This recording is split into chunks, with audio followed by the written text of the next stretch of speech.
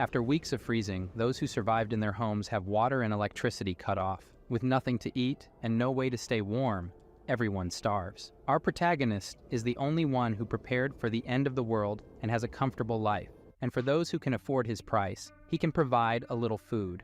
His price is steep. Yeah, boy. But not everything started well. The truth is, in the year 2050, a star explosion caused Earth to enter an ice age. Zhang Yi worked at a Walmart warehouse and thus managed to stockpile a lot of food. In the apocalypse, the girl he liked broke into his house with a group of neighbors and stole Al his food. She admits she tricked him into opening the door. On his deathbed, Zhang Yi swore that if he could find her in hell, he would get his revenge. For some reason, he returns 3 months back in time before everything happened. Surprised, he swears not to be a sucker for the girl anymore, to take revenge on those who deserve it, and to see his neighbors suffer, and to enjoy it as well. There are 3 months left until the extreme cold arrives. His priority is to stockpile everything he needs before the end of the world and build a safe house. As he pondered how to start his plan, a bright light passes through his eyes, and, instead of blindness, he discovers he can send things to a different dimension, like a game inventory. His idea is to accumulate here an entire supermarket of food, so he never has to worry about food and drink for years.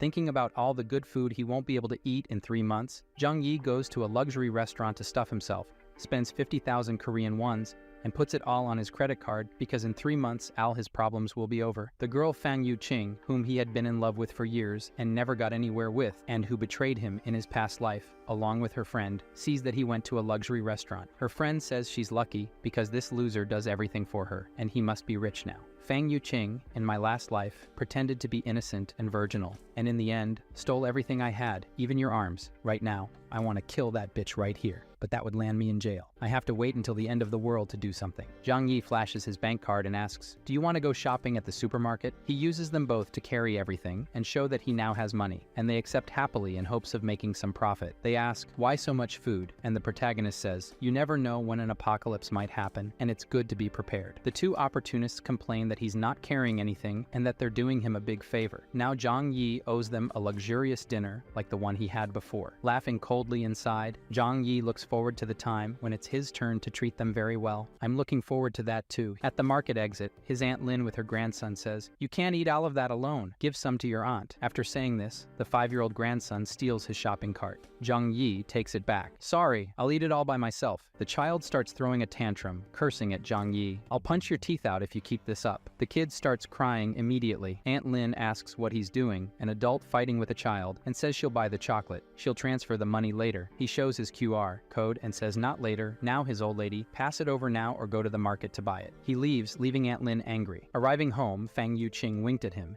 and the two told him not to forget about them. I slammed the door in those bitches' faces. After sending the two away, Zhang Yi put Al the purchased food in storage space to see if it spoils over time. He still has a lot to do, building an impenetrable fortress with heating devices and medical supplies. It would also be great if he could get some weapons. There are 3 months left until the Ice Age. By then, he has to sell everything he has as quickly as possible and get more. The next day, looking at the storage space, he checks the freshness of the food and discovers that living creatures cannot be stored, but the food remains as fresh as when he stored it. Knowing this, Zhang Yi picked up his phone and contacted the best local restaurant, ordering 500 full meals for delivery. He explained that he would be hosting a 3-day, 3-night feast, so he needed so much food. His next step was to find his property deed and go to the bank to mortgage his apartment. Considering that after the apocalypse, money would become worthless paper, Zhang Yi decided to take out a loan with his apartment as collateral. In 3 months, he would make the payment for this loan. The manager warned that the interest rate would be a bit high, but upon hearing this, Zhang Yi rubbed his hands together, indicating that it didn't matter if the interest rates were high. He got 9 mil ion and would pay 30 mil ion in 3 months or lose his house and car. Next, he went to the best security company. A business manager approached and asked if he needed help. Zhang Yi shared his idea of building a safe house for the apocalypse. The business manager presented various plans for the protagonist to choose from, but he was not satisfied with the ones presented. He declared that the house should be reinforced with aviation materials. The balcony should use bullet-proof glass, in addition to adding an air filtration system and a 360-degree blind spot-free monitoring system. The front door should be made of the same material as bank vault doors. Additional why, he asked the manager to find a way to obtain some weapons. The business manager was surprised by these renovations and the need for weapons. He could get everything except the weapons. Zhang Yi concluded that this would turn the house into a fortress. The final plan cost 8 mil ion, and after paying the deposit, he asked them to start the work immediately. Next, he needed to obtain some weapons for self-defense. He called the owner of a hunting club and managed to get some crossbows as weapons. As soon as he returned home, the 500 full meals he had ordered also arrived on several trucks. This caught the attention of many people in the neighborhood, as they were delivery trucks from a 5-star hotel, which would cost at least 1 mil ion or so. After some time, Zhang Yi's house was filled.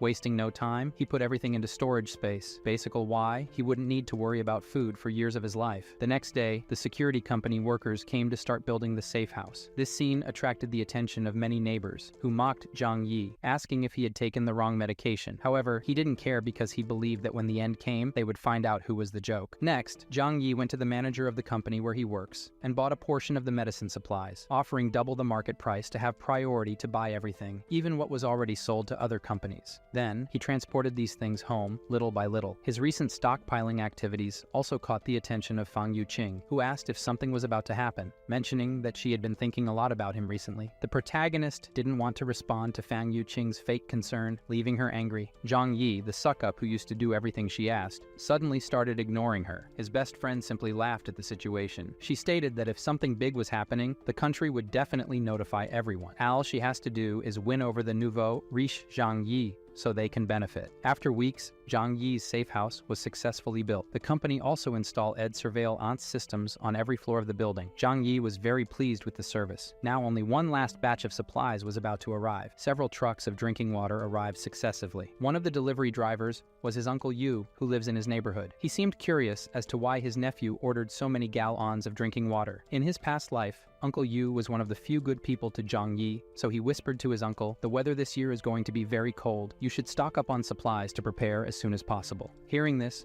Uncle Yu didn't want to believe, but upon seeing Zhang Yi's serious face, he couldn't help but take it seriously. "Get back to work, you lazy bum."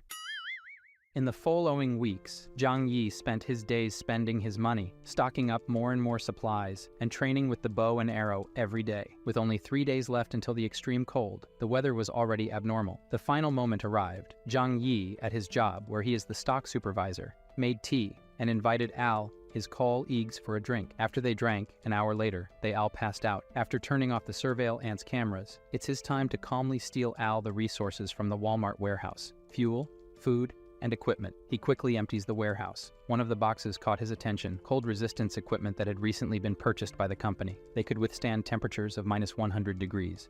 To complete his perfect plan, Zhang Yi also took a special sleeping tea and joined his colleagues. 2 hours later, he is awakened by his employees saying they are screwed, the warehouse was robbed, they took everything. Upon hearing this, he pretends to be surprised. How did all the warehouse products disappear? The manager calls him asking about the warehouse supplies theft. Knowing that the entire warehouse was emptied at once without leaving any clues, and even the cameras didn't see, the manager immediately accuses the supervisor of planning this crime with more people. Zhang Yi, nervously smiling, says he's not competent enough for that. Everyone is taken to the police station to give statements, but nothing is found out. How could they find out that the warehouse was teleported? After the interrogation, the police officer says not to leave the city under any circumstances, as everyone is a suspect. Maliciously, Zhang Yi says he won't even leave the house. This incident on December 10th made news in the city. No one can believe that tons of supplies disappeared without a trace in less than 3 hours. It was also on this day that heavy snowfall began in the sky. Zhang Yi knew this was the beginning of the cold apocalypse. 3 days later at home, when the shockwave from a supernova explosion brings catastrophe to the entire planet, the temperature starts dropping rapidly overnight. Looking at the heavy snow through the window, Zhang Yi says that this time the story will be different. The people in the apartment owners group were nervous, as it was the first time they had seen so much snow in the city.